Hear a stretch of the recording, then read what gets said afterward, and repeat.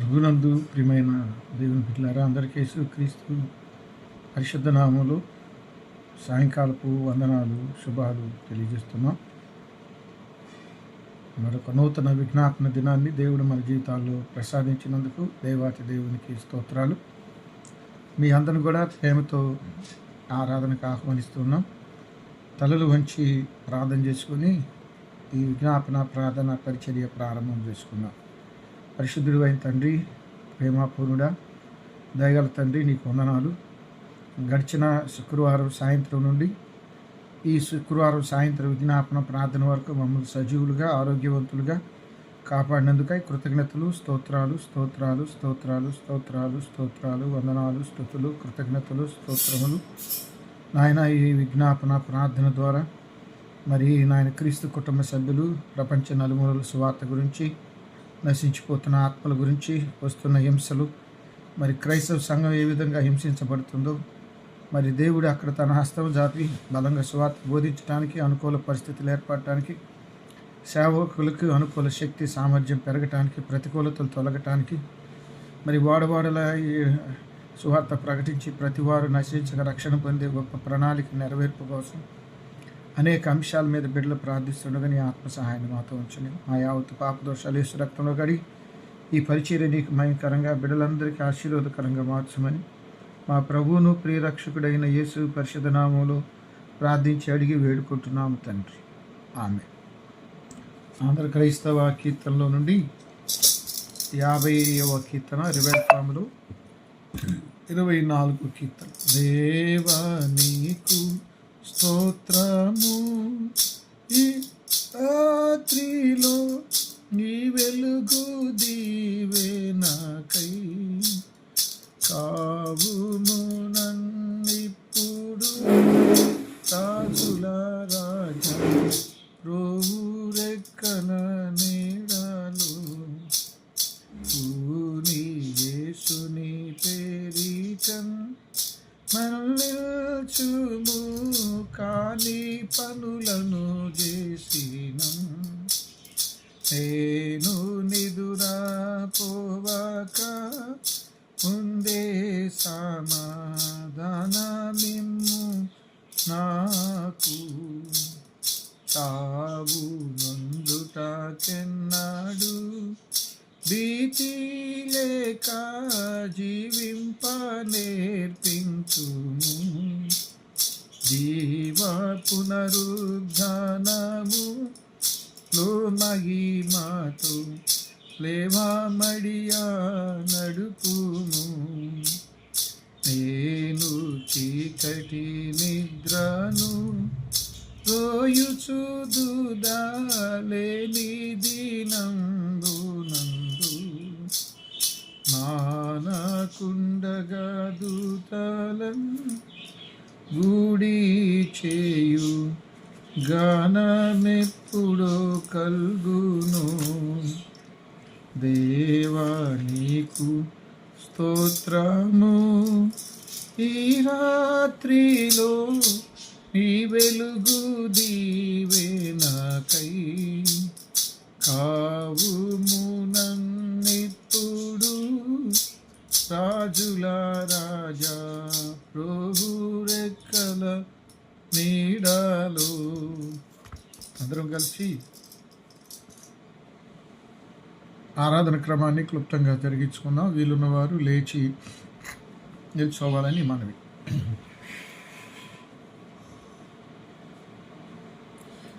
తండ్రి యొక్కయు, కుమారుడి యొక్కయు, పరిశుద్ధాత్మ యొక్కయు నామమున ఆమేన్. ప్రభువా మమ్మను కనికరింపుము, క్రీస్తు మమ్మను కనికరింపుము, ప్రభువా మమ్మను కనికరింపుము. అందరం కలిసి అపోస్తుల విశ్వాస ప్రమాణం ఒప్పుకున్నాం. భూమి ఆకాశములను సృజించిన సర్వశక్తి గల తండ్రి అయిన దేవుడిని నమ్ముచున్నాను. ఆయన ఏక కుమారుడు మన ప్రభు అయిన యేసుక్రీస్తును నమ్ముచున్నాను.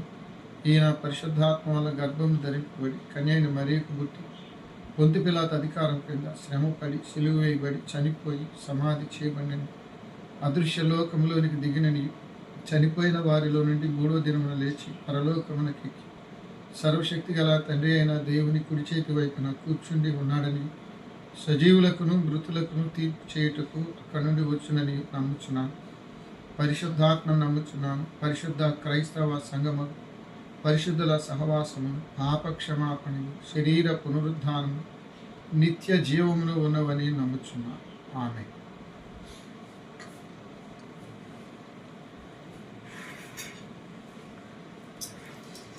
ఆంధ్ర క్రైస్తవ కీర్తనల్లో నుండి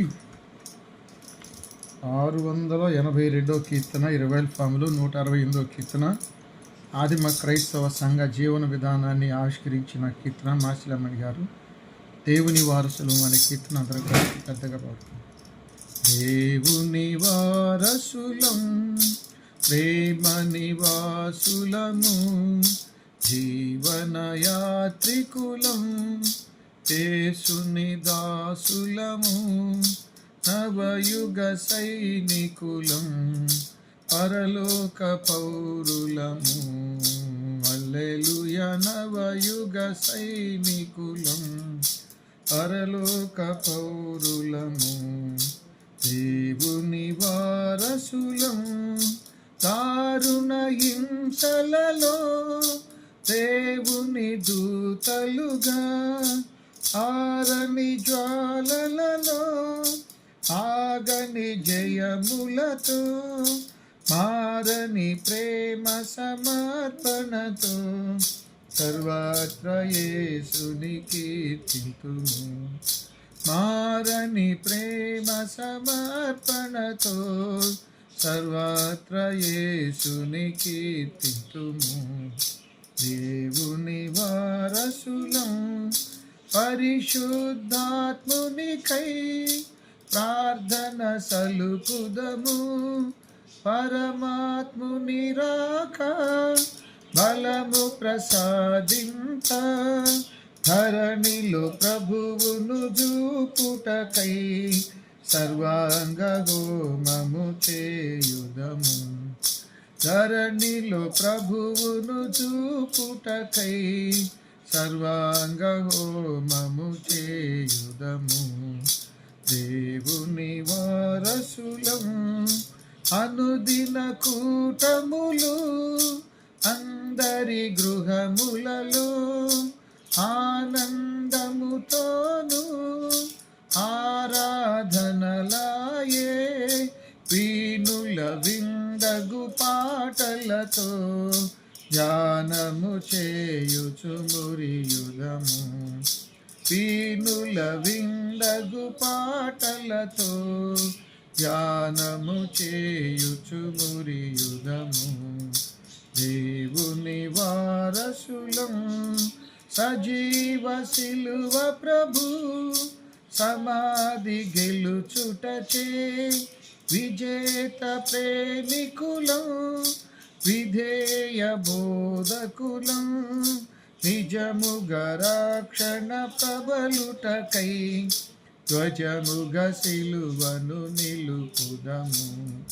నిజముగ రక్షణ ప్రబలుటకై ధ్వజముగ సిలువను నిలుపుదము. దేవుని వారసులం, ప్రేమువ గింజవలే క్రీస్తుడు చావగను, నాదుని మరణములో శాశ్వత జీవమును నిధులుగా పండించి లేవగను. మాధుర్య రక్షణ లభించెను, నిధులుగా పండించి లేవగను. మాధుర్య రక్షణ లభించెను.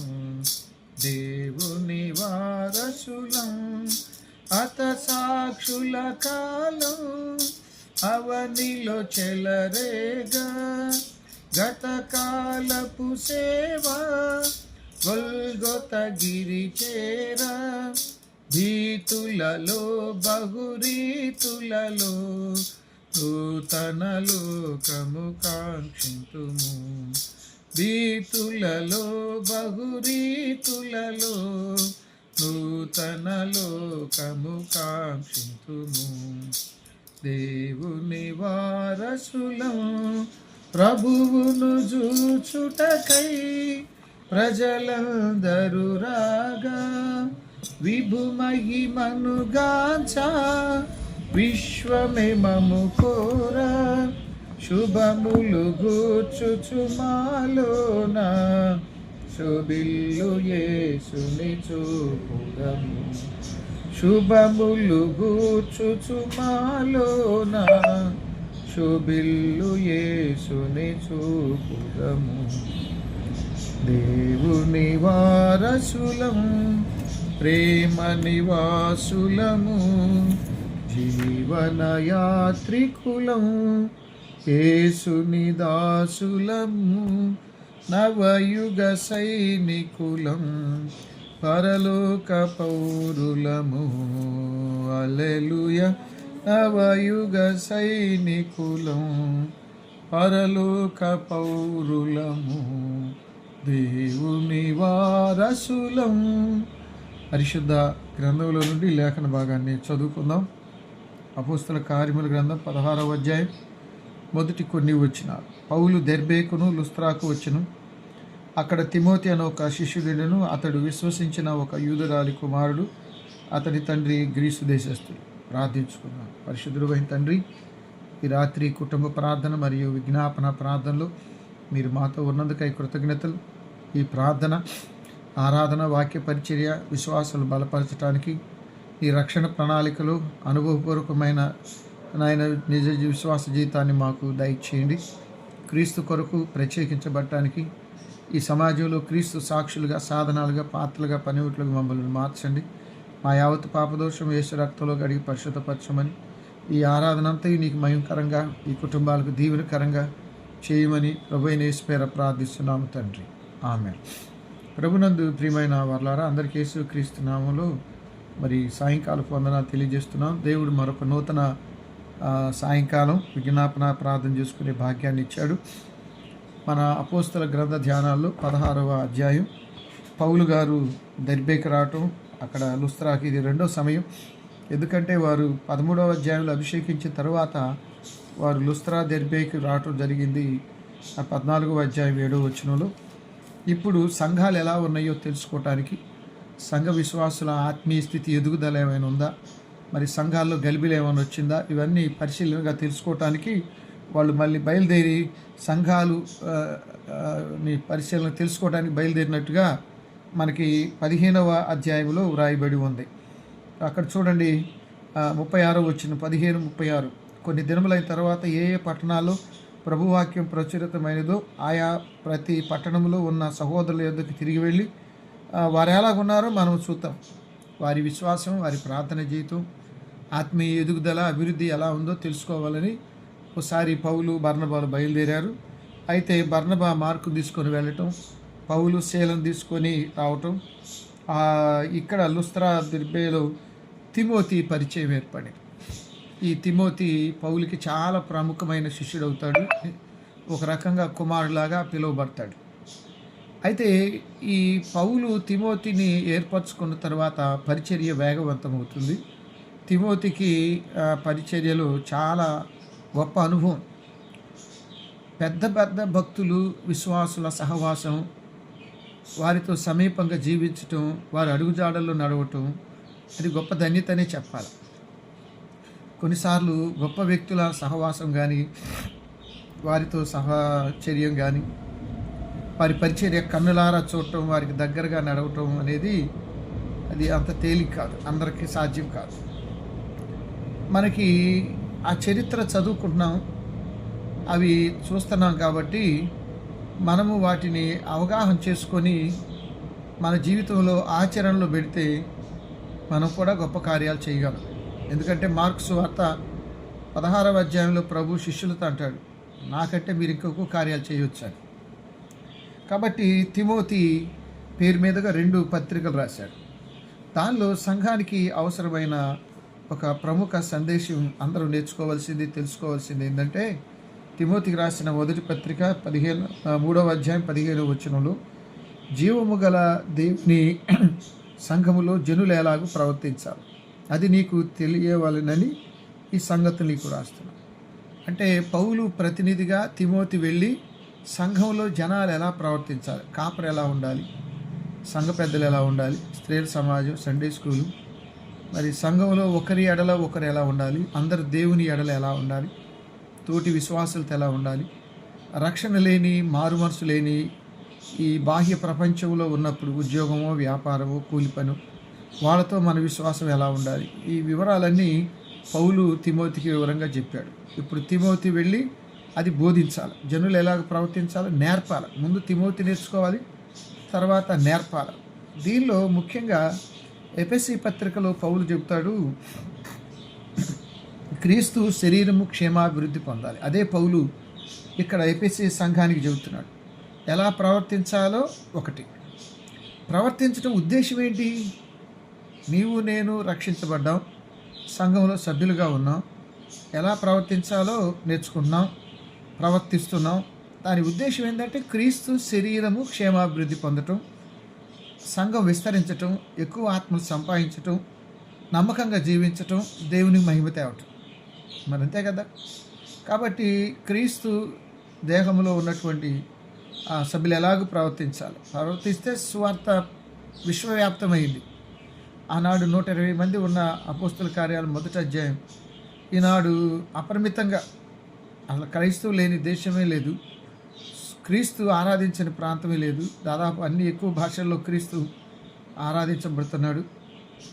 రేపు క్రిస్మస్ ప్రపంచమంతా జరుపుకున్నది. కాబట్టి ఇంత దూరం వెళ్ళటం వెనుక జనులు ఎలా ప్రవర్తించాలో ప్రవర్తించారు ఆదిమ సంఘం.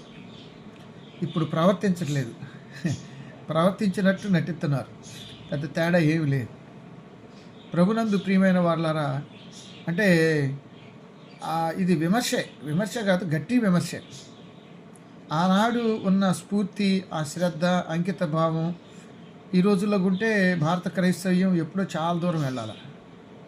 ఇక్కడ క్రీస్తు శరీరము క్షేమాభివృద్ధి పొందాలంటే ఎఫెసీ పత్రిక 4వ అధ్యాయం 13వ వచనంలో ఎందుకు అంటే 12లో చెబుతాడు, మనమందరం విశ్వాస విషయంలో దేవుని కుమారుని గూర్చిన జ్ఞాన విషయంలో ఏకత్వం సంపూర్ణ పురుషుల వరకు అనగా క్రీస్తు కలిగిన సంపూర్ణతను సమానమైన సంపూర్ణ కలవారమై ఇలాగ నియమించను. పరిశుద్ధులు సంపూర్ణులగుటకు క్రీస్తు శరీరం అంటే సంఘమే క్షేమాభివృద్ధి పొందినట్లు పరిచర్య ధర్మం జరుగుటకు కొందరు అపోస్తులుగా, ప్రవక్తలుగా, సువార్తికులుగా, కాపరులు పెట్టాడు. ఇక్కడ మనం ఏమై ఉండాలి అంటే ఉపదేశకులుగా పెట్టాడు. అందువల్ల మనం ఇక మీదట పసిపిల్లల్లాగా ఎవరేం చెప్తే అది చెప్పి నమ్మకూడదు. ఆదిమ సంఘంలో ఏమైందంటే పౌలు గారు సువార్త బోధించి సంఘాలు కట్టేట వెళ్ళగానే యెరూషలేము నుండి కొందరు వచ్చి సంఘాల్లో గలిబిలి పెట్టారు. ఇప్పుడు మనం అపోస్తుల కార్యాల్లోనే చూసామది. అదేంటంటే మరి పౌలు స్థాపించిన సంఘాల్లో అంటే 15వ అధ్యాయంలో సున్నతి పొందాలి, మోషే ధర్మాచార ఆచార సంప్రదాయాలు పాటించాలని కొందరు యూదాయ నుండి చెప్పారు. అదే వాళ్ళు మళ్ళీ 15వ అధ్యాయం కొంచెం కింద వచనాలకు వస్తే 5వ వచనంలో యెరూషలేములో జరిగిన సంఘటన, పరిసయ్యులు తెగలు విశ్వాసులైన వారు అన్ని జనులు సున్నతి చేయించుకోవాలి, మోషే ధర్మశాస్త్రాన్ని అనుసరించాలి. ఇలా ఆదిమ సంఘంలో కొంచెం గలిబిలి, తర్వాత సంఘంలో తప్పుడు బోధలు ఇవన్నీ ఏర్పడి సంఘాన్ని కొంచెం, అందుకనే జనులు ఎలాగూ ప్రవర్తించాలో పిల్లలమై ఉండకూడదు అంటే ఈ గలతీ సంఘంలో కూడా ఇలాంటి విమత బోధలు ఇబ్బందులు వచ్చాయి. 1వ అధ్యాయం 6వ వచనంలో క్రీస్తు కృపను బట్టి మిమ్మల్ని పిలిచిన వారిని విడిచి భిన్నమైన సువార్త తట్టు మీరు ఎందుకు వెళుతున్నారు? అందుకని ఎఫెసీ పత్రిక 4వ అధ్యాయంలో మనం ఇక పిల్లలమై ఆ మాట అంటున్నాడు. పసిపిల్లలాగా ఎవరేం చెబితే అది చేసేలాగా పసిపిల్లలమై ఉండి మనుషుల మాయోపాయముల చేత వంచనతో తప్పు మార్గములకు లాగు కుయుక్తితో గాలి కొట్టుకొని పోవునట్లు కల్పించబడిన ప్రతి ఉపదేశం అటు ఇటు జరగవద్దు. మీరు అలా ఇలా తప్పుడు మార్గాల్లోకి వెళ్ళదు. మాయోపాయాలు, సాతాను సంఘాన్ని నాశనం చేయడానికి 2 ఆయుధాలు వాడుతుందని పెద్ద పండితులు చెప్పారు, చార్లెస్ స్పర్జన్. ఒకటి ఏంటంటే కల్పిత బోధ, క్రీస్తు లేని బోధ. రెండో ఏంటంటే ఎన్ని చెప్పినా నమ్మకపోవటం, అవిశ్వాసం. ఇవి 2 సాతాను ఆయుధాలు. మనం ఏదో పెద్ద ఆయుధాలు అనుకుంటున్నామేమో, 2 ఆయుధాలైనా మామూలు ఆయుధాలు కదా. కాబట్టి ఇప్పుడు మనం సంపూర్ణత సాధిస్తూ సువార్తను బోధించాలి. సంపూర్ణత ఎందుకంటే పరిపూర్ణత అవసరం. క్రైస్తవ్యంలో ఏమి నేర్చుకోకుండా, తెలుసుకోకుండా దేవుని సేవకు వాడబడే పాత్రలుగా కాకుండా పోతాం. మనం పరిపూర్ణత పొందుతున్నామంటే దేవుని మహిమ కొరకు, సువార్త కోసం, సంఘం కోసం. కాబట్టి ఈ రాత్రి వేళ క్రీస్తు శరీరం రోజు రోజుకు క్షేమాభివృద్ధి పొందాలి అంటే దానిలో ఉన్న విశ్వాసులు ఆత్మీయ పరిపూర్ణత, ఆ పరిణితి, విశ్వాసంలో పరిణితి పొందాలి. నిన్నమోనట్లా కాదు కదా, ఎదగాలి కదా దేవుని సేవకి. కాబట్టి ఆత్మీయపరమైనటువంటి ఎదుగుదల ఎలా ఉంటుందంటే 2 కొరింథీ పత్రిక 9:10 ఒకటి ప్రస్తావించాడు. 2 కొరింథీ పత్రిక 9:10 ఆత్మీయ ఎదుగుదల గురించి కొన్ని మాటలు పౌలు గారే చెప్పాడు. 9వ అధ్యాయం 10వ వచనం నేను చదువుతున్నాను. బైబిల్ ఉంటే మీరు కూడా చూడగలరు. ఏం చెప్పాడో చదువుతున్నాను. విత్తువానికి విత్తనమును, తినుటకు ఆహారమును దయచేయు దేవుడు మీకు విత్తనము దయచేసి విస్తరింపజేసి మీరు ప్రతి విషయములో పూర్ణ ఔదార్యము గలవారగునట్లు మీ నీతి ఫలములు వృద్ధి పొందించుదురు. నీతి ఫలాలు వృద్ధి పొందాలి. విత్తువానికి విత్తనం, తినుటకు ఆహారము దయచేయు దేవుడు అంటే ఆకాశం నుండి వర్షాన్ని పంపి మానవులకు కావలసిన ప్రతి మేలును అనుగ్రహించే దేవుడు ఇక్కడ మీకు కనుగలుగుతున్నాడు. కాబట్టి ఆ ఫలాలు ఎలా వర్ధిల్లుతున్నాయో విశ్వాసులు కూడా విశ్వాస విషయంలో అలాగే ఎదగాల్సిన అవసరం ఉందని పౌలు కొరింథీ సంఘంలో ప్రస్తావించినట్లుగా మనం గమనించగలం. అపోస్తలుడైన పౌలు కొరింథీయులకు రాసిన 2వ పత్రిక 9వ అధ్యాయం 9 నుండి చదివితే ఇంకా బాగుంటుందేమో. ఇందు విషయమై అతడు వెదజల్లి దరిద్రులకు ఇచ్చును, నీతి నిరంతరము నిలుచును. ఇవ్వటంలో నీతి ఏంటి? ఇది గొప్ప విషయం. ఇవ్వటంలో నీతి ఏమైనా ఉందా? నమ్మటంలో నీతి ఉంది. ఎందుకంటే ఆదికాండం 15వ అధ్యాయంలో అబ్రహాము దేవుని నమ్మెను, అది అతనికి నీతిగా ఎంచబడింది. ఇక్కడ పౌలు గారు రాసిన 2 కొరింథీ పత్రిక 9వ అధ్యాయం 9 నుండి కింద వచనాలు. విశ్వాసులు ఉదారంగా సంతోషంగా ఇస్తే కొన్ని ఫలాలు ఉంటాయని పౌలు గారు చెబుతున్నాడు. ఆ ఫలాలు ఏమిటంటే జీవితంలో, రాబోయే జీవితంలో కూడా ఉంటాయి. 9వ వచనంలో వారు చేసిన దాన్ని బట్టి దేవుడు మర్చిపోడు. మనం ఇప్పుడు ఆదిమ సంఘం యెరూషలేములో మొదలైనప్పుడు వాళ్ళ ఆర్థిక వనరులు ఏంటి? ప్రార్థనే వాళ్ళ ఆర్థిక వనరు. వాళ్ళకేమి పెద్ద కోట్ల రూపాయల ఆస్తులు అవేమి లేవు. ప్రార్థనతోనే, సంఘస్థులు ఇచ్చే ప్రేమపూర్వకమైన సహకారంతోనే సంఘాలు అప్పుడు నడిచాయి, ఇప్పుడు నడుస్తున్నాయి. అయితే ఇవి దుర్వినియోగం అవ్వకూడదు. ఇక్కడ ఒక సమస్య ఏంటంటే మనం దేవుడి కోసం చేసేది ఏదల్లా నిజాయితీగా సువార్త సేవకుల కొరకు వాడబడాలి. అవి వ్యాపార దృక్పథాల్లోకి వెళ్ళకూడదు. ఇక్కడ అవి నీతి ఫలాలు అవుతాయి. ఎందుకంటే ఆత్మలు సంపాదించడానికి అవి ప్రయోజనకరంగా ఉంటాయి కదా. కాబట్టి ఏమంటున్నాడు అంటే దేవుడు మర్చిపోడు. దేవుడు వారిని ఇహలోక సంబంధులుగా దీవిస్తాడు. ఇహలోకము, పరలోకము. అది 10-11 వచనాలు చూడండి. ఏమంటున్నాడు? విత్తువానికి విత్తనం, తినటానికి ఆహారం దయచేసి దేవుడు మీకు విత్తనము దయచేసి విస్తరింపజేసి ప్రతి విషయంలో పూర్ణ ఔదార్యం గలవారు అన్నట్లు మీ నీతి ఫలములు వృద్ధి పొందించును, మిమ్మల్ని దీవించు. కాబట్టి వారు ఇవ్వటం ద్వారా దేవుని ప్రజల అవసరాలు తీర్చబడతాయి. అక్కడ నుంచి 12వ వచనానికి రండి. ఏలయనగా ఈ సేవను గురించి పరిచర్య పరిశుద్ధుల అక్కరకు సహాయం కలుగజేయటం మాత్రము కాకుండా అనేకులు దేవునికి చెల్లించు కృతజ్ఞతాస్తుతుల మూలముగా విస్తరింపజేస్తుంది. అందుకని పౌలు గారు ఏమన్నాడంటే ఆత్మీయ ఎదుగుదలలో మొదటి భాగాన్ని గురించి ఏమన్నాడంటే ఫల సమృద్ధి అంటే ఇచ్చేవాడు దీవించబడాలి. ఆ ఇచ్చిన సేవ అనేకులకు సువార్త బోధించటంలో, అనేక ఆత్మలు సంపాదించటంలో, అనాథలకు సేవ. ఈరోజు గుంటూరు, పెదకాకాని, బాపట్లో చాలామందికి ఆకలి తీర్చబడుతుంది. అది ఔదార్యం, దాంట్లో ప్రేమ ఉంది. సువార్త కేవలం నోటి మాటలతోనే కాకుండా అది క్రియాత్మకమై ఉండాలి, క్రియలతో కూడినదై అయి ఉండాలి. అందుకనే యాకోబు క్రియలు లేని విశ్వాసం మృతము అని ప్రస్తావించాడు. ప్రభునందు ప్రియమైన దేవుని బిడ్డలారా, మనం ఆత్మీయంగా ఎదుగుటలో ఉన్నది ఏమిటంటే అసలు దైవ చిత్తం తెలుసుకోవటం. దేవుడు దయాళుడు, దయగలిగిన హృదయం అయింది.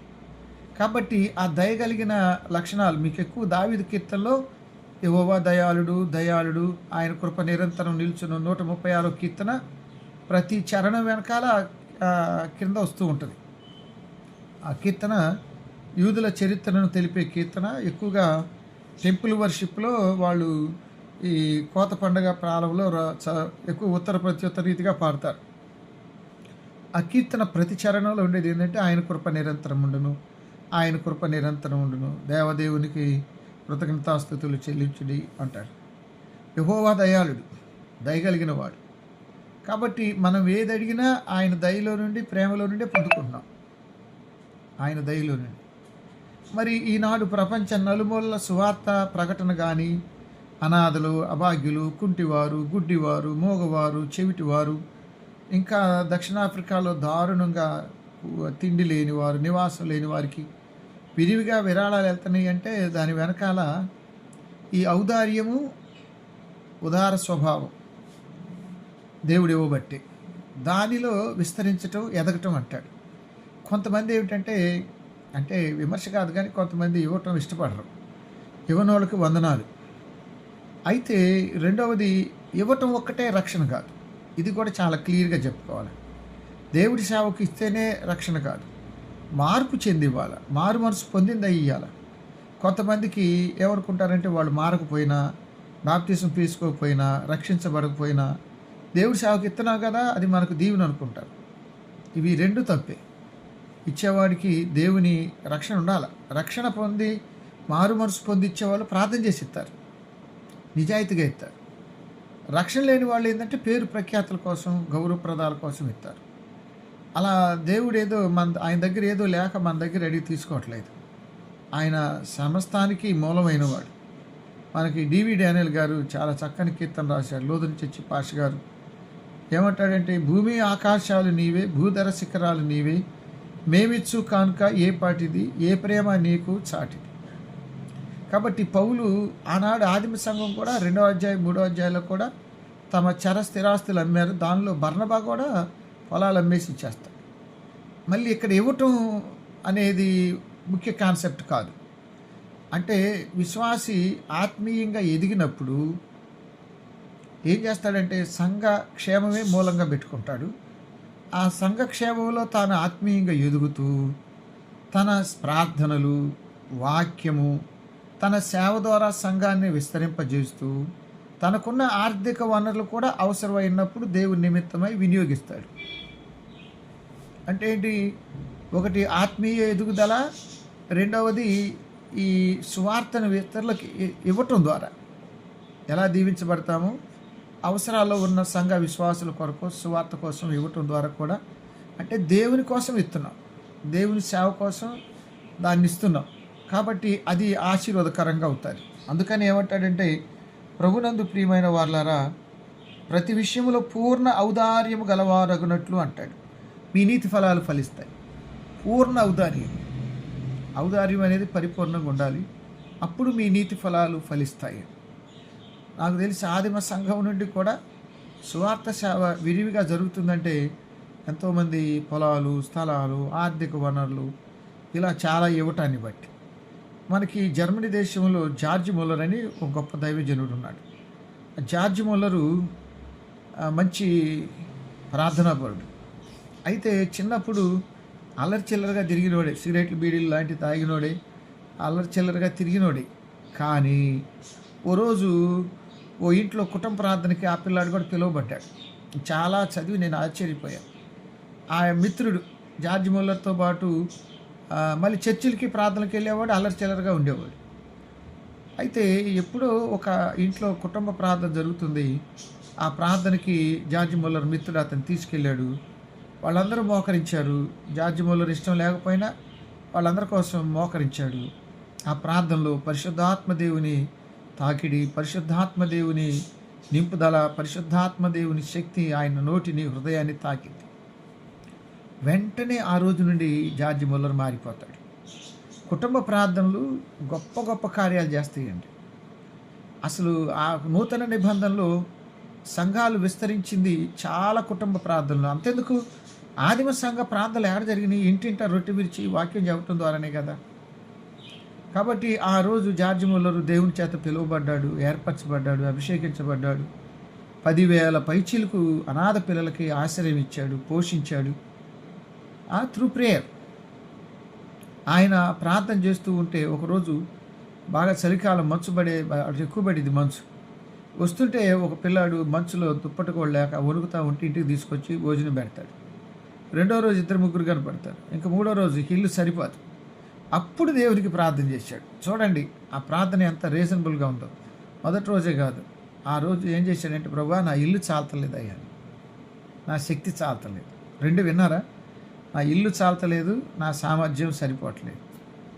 వెంటనే ఆ పక్కనే ఓ జమీందారు ఓ పెద్ద హాల్ కట్టాడంట, 100 మంది పడుకునేటానికి ఉండటానికి.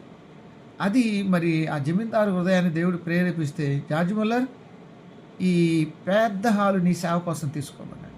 అలా ఎంతోమంది విస్తారంగా స్థలాలు, పొలాలు, భోజనానికి కావాల్సిన ఖర్చులు ఇచ్చాడు.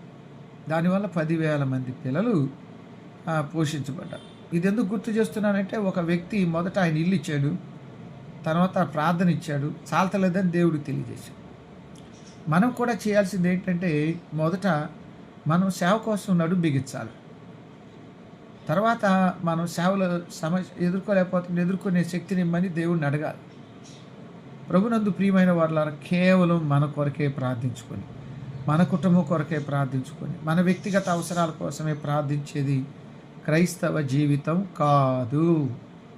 1 తిమోతి పత్రిక 2వ అధ్యాయం. ఇది మంచిదియు మన దేవుడైన మన ప్రభు దృష్టికి అనుకూలం.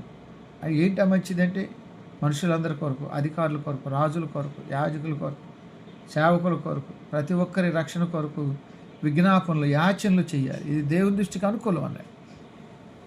మరి అనుకూలమైన పని ఎంతమంది చేస్తున్నాం? నన్ను అడిగితే ప్రార్థనా పరులు పెరుగుతున్న మాట నిజమే, ప్రార్థనలు తగ్గుతున్న మాట నిజమే. తగ్గటం ఏంటంటే, సగటున సంఘస్థులో ఉండవలసినంతమంది ప్రార్థనా పరులు రాట్లా. కొంతమంది ఎదుగుతున్నారు ప్రార్థనలు, ప్రసంగికులు ఎదుగుతున్నారు, ప్రార్థనా పరులు ఎదగట్లేదు. ఒకసారి ఒక దైవజనుడు సాక్ష్యం నేను విన్నాను. అంటే పుస్తకంలో 6 గంటలు అనర్గళంగా ప్రసంగించగలడంట, అరగంట ప్రార్థన చేయలేడంట. నాకు తెలిసి ప్రసంగం కంటే ప్రార్థనే గొప్పది, నేను గట్టిగా నమ్ముతాను. ఒక వ్యక్తి గొప్ప ప్రార్థనా పరుడు అవ్వాలన్నా, ఒక సేవకుడు అవ్వాలన్నా ప్రార్థనే ముఖ్యం. ఓ మంచి వాక్యం చెప్పాలన్నా ప్రార్థనే ముఖ్యం. కాబట్టి ఈ రాత్రి వేళ ప్రభునందు ప్రియమైన వారులారా, సంఘములో అభివృద్ధి అంటే పౌలు తిమోతికి ఏం చెప్పాడు? 1 తిమోతి 3:15లో జనులు ఎలాగో ప్రవర్తించాలి, ఆ ప్రవర్తన క్రీస్తు శరీరం క్షేమాభివృద్ధి పొందాలి. అంటే సంఘములో ఉన్న వ్యక్తులు ప్రవర్తించవలసిన ప్రార్థనా విధానాలు ప్రవర్తిస్తే సంఘం క్షేమం పొందింది, క్షేమం పొంది విస్తరించింది. నూతన ప్రదేశాలకు సేవకులు వెళ్తారు, నూతన ఆత్మలు సంపాదించబడుతుంది, క్రీస్తు సువార్త విశ్వవ్యాప్తం అవుతుంది. ఆదిమ సంఘం పాటించిన పద్ధతులు, విస్తరించిన విధానాలు అవే.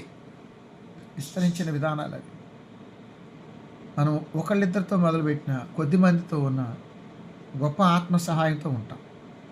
కాబట్టి ప్రభునందు ప్రియమైన దేవుని బిడ్డలారా, ఈ రాత్రి వేళ వ్రాయబడిన మాటలు నేను చదువుతున్నాను. క్రీస్తు సువార్తకు తాము లోబడ్డామని రుజువుపరుచుకోవాల్సిన అవసరం ఉంది. మీరు కొరింథీయులకు రాసిన 2వ పత్రిక 9వ అధ్యాయం 13వ వచనం, క్రీస్తు సువార్తను అంగీకరించమని ఒప్పుకొనుట యందు మీరు విధేయులందున చేతను వారి విషయములు అందరి విషయములు ఎంత ఔదార్యముగా ప్రవర్తించి క్రీస్తు సువార్తకు పూర్తిగా లోబడాలండి. యెషయా గ్రంథం 6వ అధ్యాయం 9వ వచనం, ఈ జనులు నిత్యం విరుచుందరు, గ్రహించరు, నిత్యం చూస్తూ ఉంటారు, తెలుసుకోరు, మనసు మారట్లేదు. అంటే ఇది వాక్యం హృదయంలో పనిచేయట్లేదు. అది ఇబ్బంది కదా. కాబట్టి అది దేవునికి మహిమ కాదు. ఇతరులు తమ ప్రార్థనలో వారిని ప్రేమపూర్వకం జ్ఞాపకం చేసుకుంటారు. అంటే నువ్వు ఎదిగావంటే తప్పనిసరిగా ఇతరుల కొరకు ప్రార్థన చేస్తావు. 14వ వచనం చదవండి, ఏమన్నాడు?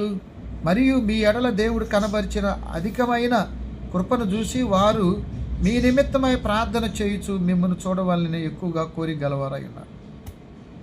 మీ కొరకు ప్రార్థన చేస్తారు. అసలు నాకు తెలిసి ప్రార్థనా పరుడు, సువార్థికుడు ఒకరికో ఇద్దరికో కొంతమందికి చెబుతాడే వాక్యం. ప్రార్థన పరులు ఎంతమంది కోసమైనా ప్రేయర్ చేయొచ్చు. అది మంచిది, దేవుని దృష్టికి అనుకూలమైందని స్వయంగా చెప్పబడింది. కాబట్టి ప్రభునందు ప్రియమైన వారులారా, వారి మూలంగా దేవునికి కృతజ్ఞతలు, స్తుతులు విరివిగా అర్పించడం జరుగుతుంది. 11, 12, 13 వచనాలు. ఈ చివరి ఫలితాన్ని పౌలు 3 సార్లు ప్రస్తావిస్తాడు. 1, 11, 4, 15. 1వ అధ్యాయం 11వ వచనం చదవండి. కొరింథీయులకు రాసిన రెండవ పత్రిక 1వ అధ్యాయం 11వ వచనం. 11వ వచనాన్ని నేను చదువుతున్నాను, మీరు కూడా చూడండి. ఏమన్నాడు? అందువలన అనేకుల ప్రార్థన ద్వారా మాకు కలిగిన కృపావరం కొరకు. అసలు పౌలు గొప్ప పండితుడు, ధర్మశాస్త్ర బోధకుడు, కానీ అనేకుల ప్రార్థన వల్ల మా కృపావరాలు విస్తరించాయంటున్నాడు. ఎంత అద్భుతమైన మాట అండి! అంత ఉన్నత స్థానంలో ఉన్న వ్యక్తి ఇది నా ప్రార్థన ఫలం, మా అమ్మ మా నాన్న అలా అనేకుల ప్రార్థనల ద్వారా మాకు కలిగిన కృపావరం కొరకు అనేకులకు విషయమై కృతజ్ఞతలు చెల్లిస్తున్నాం. ఆ తర్వాత 4వ అధ్యాయం 15వ వచనం, 2 కొరింథీ పత్రిక 4వ అధ్యాయం 15వ వచనంలో వ్రాయబడ్డ మాటలు ఏమంటున్నాడు? అట్టి విశ్వాసంతో కూడిన ఆత్మ గలవారమై ప్రభు అయిన యేసును లేపినవాడు యేసుతో కూడా మిమ్మును కూడా లేపి మీతో కూడా తన ఎదుట నిలువబెట్టిన ఎరిగి మేమును విశ్వసించుచున్నాం. అంటే మేము కూడా ఆయనతో పాటు ఎత్తబడే గుంపులో లేపబడతాము. కాబట్టి సంఘంలో వ్యక్తులు ప్రవర్తించే తీరును బట్టి క్రీస్తు శరీరం క్షేమాభివృద్ధి పొందుతుంది. ఆ సంఘంలో ఉన్న వ్యక్తులు ప్రవర్తించేది వాక్యానుసారం, వాక్యానుకూలం ప్రార్థనతో. క్రీస్తు శరీరం క్షేమాభివృద్ధి పొందటం అంటే విస్తరించటం, నూతన ఆత్మలు సంపాదించటం, అనేక ప్రాంతాలకు సేవకులు వెళ్ళటం, రకరకాల పరిచర్యలు ఉన్నాయి. స్వార్థ పని ఉంది, సండే స్కూల్ ఉంది, యవనస్తుల పరిచర్య, స్త్రీల పరిచర్య ఉంది, మరి అన్యుల మధ్య పరిచర్య ఉంది, అనాథలకు ఆహారం పెట్టడం ఉంది, రోగులను, కుంటివారిని, గుడ్డివారిని ఆదరించి ధైర్యపరచటం ఉంది. ఎన్నో ఉన్నాయి. ఇవన్నీ కూడా మన అనుదిన ప్రార్థన బట్టి, మనం దేవుని కొరకు జీవించే జీవితాన్ని బట్టి ఈ పరిచర్యలు వర్ధిల్లుతాయి. దేవుడు ఈ కొద్ది వాక్యం మన వినికిడిలో మరి దీవించి ఆశీర్వదించునుగాక. ఆమె మరి ఈ సమయాన్ని విజ్ఞాపన ప్రార్థనలకి ఇస్తున్నాను. మరి విజ్ఞాపన ప్రార్థన చేయాలని వారిని ఆహ్వానిస్తూ ఉన్నాం. ఈరోజు